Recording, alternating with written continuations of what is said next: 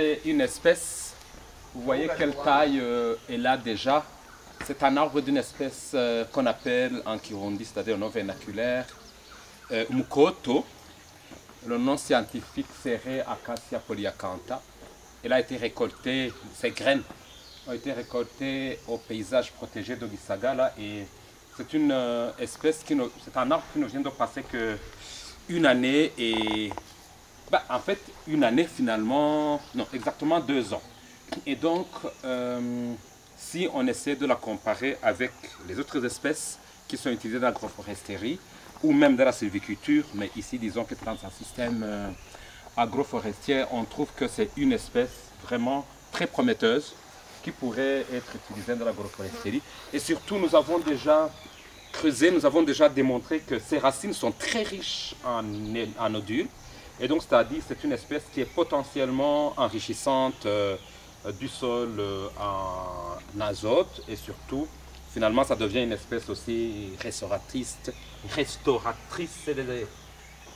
des sites qui sont dégradés. Et donc, ça, c'est une chance que nous avons que cette espèce a pu être sauvegardée au campus Buhumuza. Et donc, puisque nous avons d'autres arbres au campus Mutanga, c'est-à-dire dans Limbo, et ici nous sommes dans Ruyogoma, c'est une preuve que c'est une bonne espèce qui peut être utilisée dans différents milieux écoclimatiques comme les plateaux, comme ici, les hauts plateaux, et mais aussi comme les plaines, comme Limbo. Et donc, voilà une espèce qui est candidate, qui est vraiment une espèce prometteur parmi les espèces indigènes du Burundi.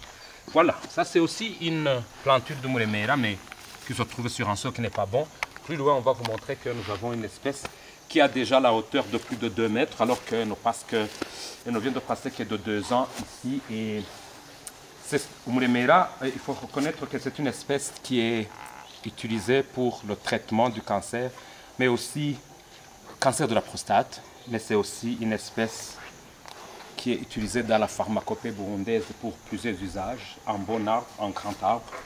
Et donc c'est une chance que ce soit une espèce qui montre des performances pour sa domestication, pour son utilisation dans le système agroforestier ici, dans la région du Buyogoma, alors que normalement c'est une espèce des régions des hautes altitudes sur la crête, parce que le plus grand stock de cette espèce se retrouve dans le parc national de la Kibira, un peu dans la réserve naturelle forestière de Bururi.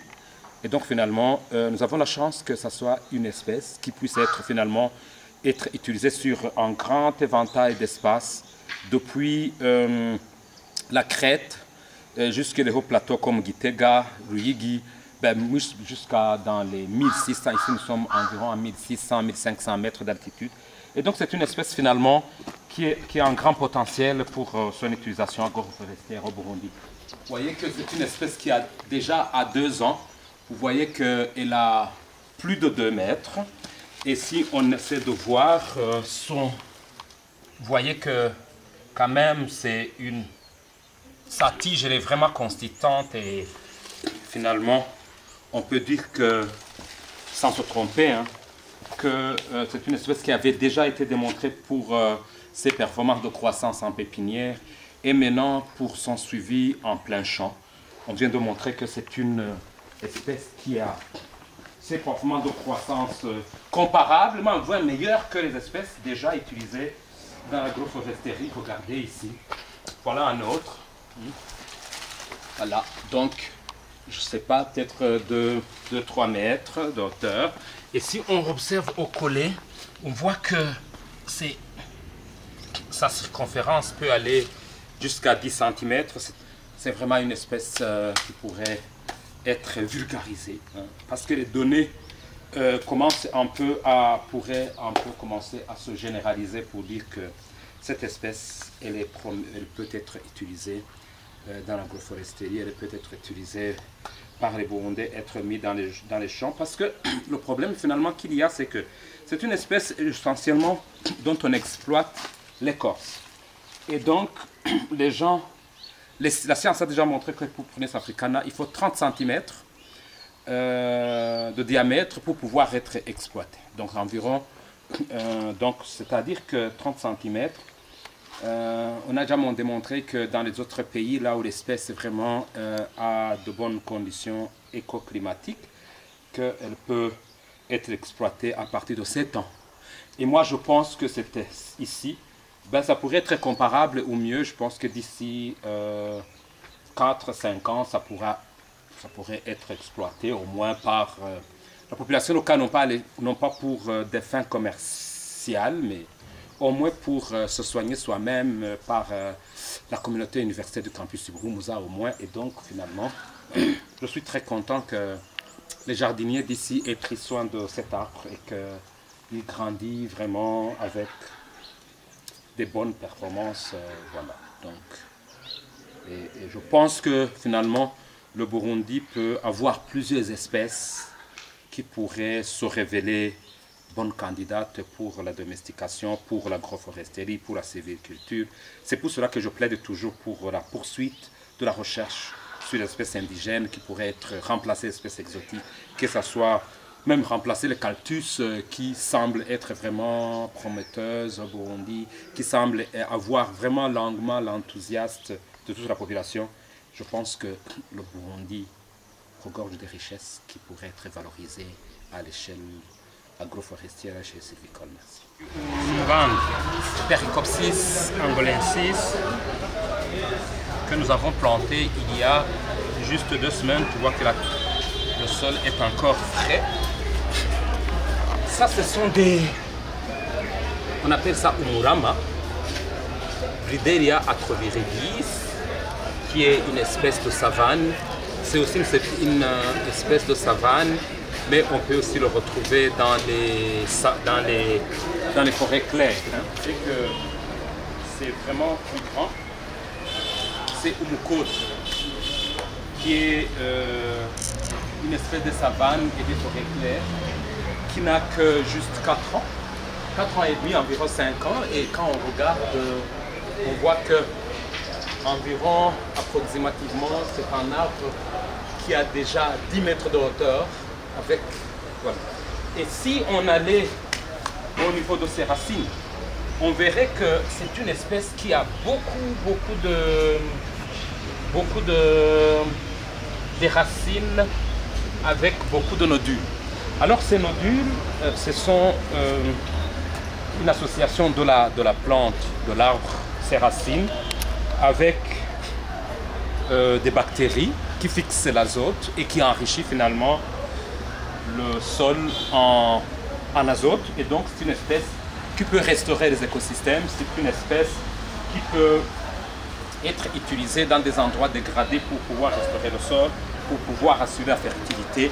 Et donc, en regardant sa biomasse, on voit que c'est une espèce qui est vraiment bien indiquée pour être utilisée au Burundi dans les programmes d'agroforesterie. Donc, ce que je vous avais dit, Murama, quand même c'est une espèce qui ne croît pas très vite. C'est une espèce de, je vous ai dit Murama ou Prideria. Vous voyez, ici, c'est un petit arbre qui vient de faire environ une année et demie. On voit quand même que c'est une espèce qui ne croît pas très rapidement, mais on espère que d'ici 2, 3, 4, 5 ans, on aura déjà compris son comportement de croissance, voir si ça pourrait être une espèce intéressante en termes de biomasse ou pas. Mais de toute façon, vous voyez qu'elle a pu supporter la saison sèche et donc elle n'est pas morte. Ici, nous sommes au niveau de l'arbre tambour. Muvugangoma, Cordia africana. Ça, c'est l'arbre qu'on utilise au Burundi, qui est vraiment dédié pour la fabrication du grand tambour du Burundi. Et donc, je pense que tous les gens qui connaissent le Burundi en général, ils connaissent le tambour du Burundi. Et donc, c'est ça l'espèce d'arbre qui était dédié à fabriquer le tambour dans le temps. C'est pour cela que tambour ingoma, Mvuga ngoma, c'est-à-dire l'arbre qui fait jouer le tambour. Et l'intérêt de sa plantation et de ses recherches sur comment le planter, comment produire du bois, c'est qu'en fait c'est une espèce qui devrait être... Actuellement, pour fabriquer le tambour, on a du mal à trouver cet arbre, et donc on devrait penser à sa plantation, à sa multiplication, pour que finalement notre tambour soit toujours fabriqué et fabriqué à l'arbre, à l'espèce qui était destinée à fabriquer ce tambour, qui est Umuvuga Ngoma. Et donc on espère que bientôt nous allons entreprendre une vulgarisation des plans, une vulgarisation de son importance, puisqu'il y a un travail de recherche sur l'importance socio-économique et culturelle d'Umuvuga Ngoma, Cordia africana, pour que finalement il puisse être connu et pour qu'on comprenne mieux son importance et finalement pouvoir vulgariser comment le multiplier, vulgariser quelle sera la plus-value pour les gens qui vont planter ça. Et donc d'ici 2, 3 ans, 4, 5 ans, peut-être on aura eu un bon arbre, et ça fait partie de la recherche finalement pour pouvoir faire comprendre aux gens que celui qui va planter cet arbre pourra bien en profiter au niveau économique ou tout simplement pour faire profiter au pays les retombées de l'avoir planté. C'est toujours Mukoto, qui est Acacia polyacantha. Et quand vous observez au-dessus, vous voyez que l'espèce est déjà en floraison. Je ne sais pas si vous parvenez à voir ça. On voit qu'il y a des fleurs. Je ne sais pas, vous voyez la fleur? Il y a la fleur là. Et on peut même voir d'autres fleurs ici.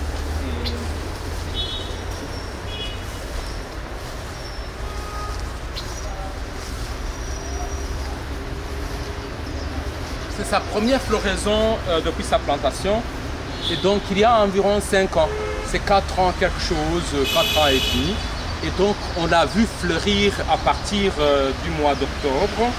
Et donc disons que si on essaie de suivre la phénologie de l'espèce, c'est une plante, c'est une espèce qui dans le milieu de domestication, dans le milieu en dehors de sa zone naturelle, il peut fleurir facilement dans 4-5 ans. Et donc on espère que d'ici peu, on pourra aussi continuer à décrire pour savoir, puisque c'est en octobre qu'elle a commencé à fleurir, quand est-ce qu'elle aura les fruits, quand est-ce que les fruits seront déjà matures pour récolter les graines qu'on pourra encore une fois replanter. Donc ici vous avez l'espèce qu'on appelle Anthada abyssinica umusange, qui est une espèce aussi de savane et qui a aussi environ 4 ans, 5 ans, 4 ans et demi, qui a été planté en même temps que Acacia polyacantha. Elle n'a pas encore commencé à fleurir, mais on voit que quand même, au niveau de la biomasse, c'est une espèce qui a déjà montré une très bonne croissance et donc peut être aussi utilisée. Et puisque aussi c'est une fabacée, avec ce potentiel d'enrichir le sol par la fixation de l'azote ou par les mycorhizes, c'est une espèce aussi qui pourrait être vraiment intéressante pour la restauration, pour l'agroforesterie, pour différents programmes au niveau du pays. Voilà. Si vous regardez derrière vous, vous avez aussi un autre arbre qui est aussi Mukoto, Acacia polyacantha, comme je vous l'ai montré. Donc nous avons assez d'arbres de ce genre, de cette espèce plutôt, et donc qui a déjà prouvé vraiment son potentiel, même pas potentiel, qui a déjà montré sa capacité de croissance.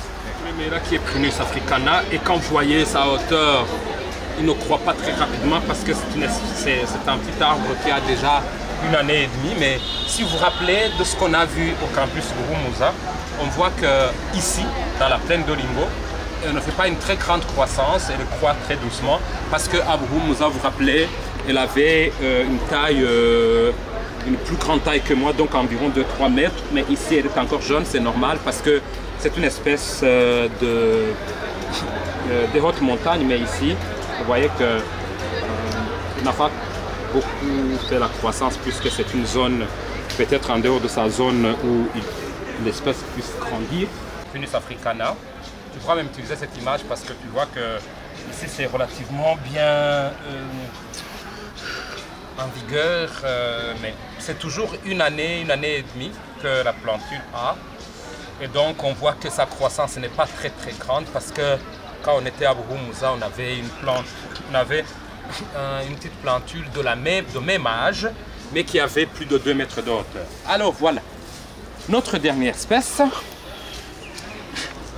c'est une espèce qu'on appelle en Kirundi Ibondo. Donc si vous comprenez bien, il y a une bière, le vin qu'on appelle Ibondo, donc le vin de palme. Il a été appelé à partir de cette plante et on pense que cette plante au départ c'était la plante à la partie de laquelle on fabriquait Ibondo, la bière de palme. Et c'est Raffia ruenzorica qui est une espèce qu'on trouve ici dans les Migwa depuis la zone depuis, je pourrais dire, la frontière rwandaise jusqu'au sud de Rumonge, qui est une espèce en fait qu'on utilisait pour la fabrication du muhivu. Muhivu, les cordes.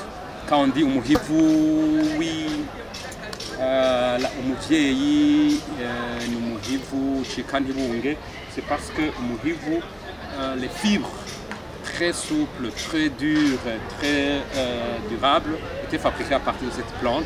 Et donc les nattes, si vous voulez, une natte de bonne qualité était fabriquée à base de ces fibres. Et aussi le chapeau que je porte a été fabriqué à partir des fibres de cette plante.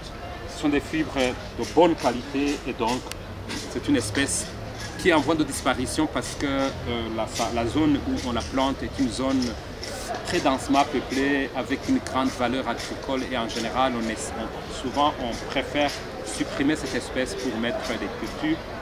Et moi je l'ai amené ici pour des fins tactiques, pour des fins de suivre jusqu'à ses performances de croissance pour voir quand est-ce qu'elle sera déjà grande, quand est-ce qu'on pourra commencer à avoir des fibres à partir de cette espèce. Et voilà, voilà. Elle est très belle dans un jardin de l'université. Et donc on pourrait penser que c'est une espèce qui pourrait être utilisée aussi pour des décorations. Donc nous pensons bientôt commencer à le produire, à vulgariser ces plants. En même temps, on sera en train de conserver l'espèce, mais aussi on sera en train aussi d'embellir nos jardins.